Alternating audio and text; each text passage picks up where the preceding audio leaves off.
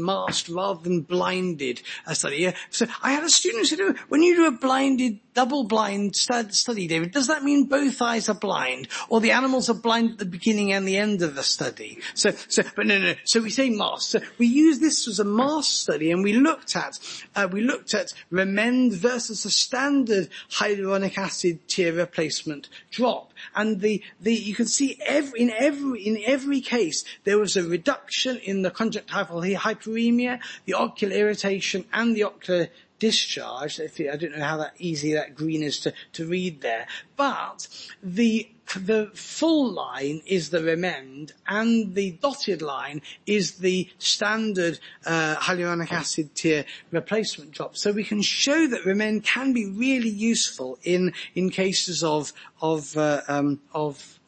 dry eye. Although we'd always say that actually, if you had to choose between Remend or Optimune, always go for Optimune, producing the tear production in the eye as a whole, because the key things that are in normal tears that aren't in Remend are things like immunoglobulins, lots of IgA that's there combating the potential bacteria on the surface. Lysozyme, again, damaging the surface of killing bacteria, gram-negative bacteria on the surface.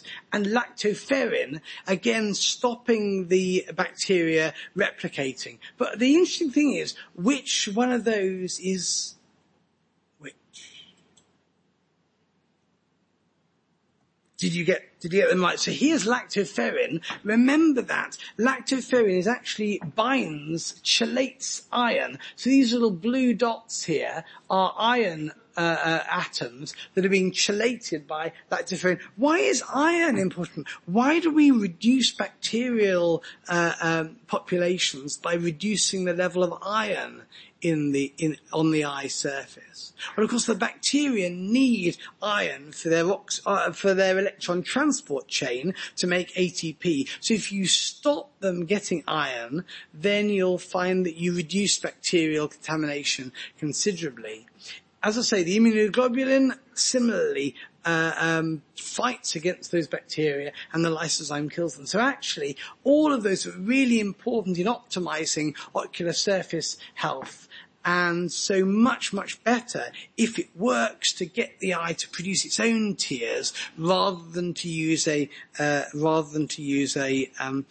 replacement. Actually, there are great other treatments for dry eye as well. I mean, lots of people use fusiophthalmic, and then I think there must be something bacterial, because when you put fusiophthalmic into a dog with dry eye, it certainly improves, but that's because it's got this wonderful carbomer base as the vehicle for fusiophthalmic. So actually, even without bothering about what you're doing to the bacterial population there, the carbomer base that's also in lubrithal is particularly good, again, because it's a long, complex molecule.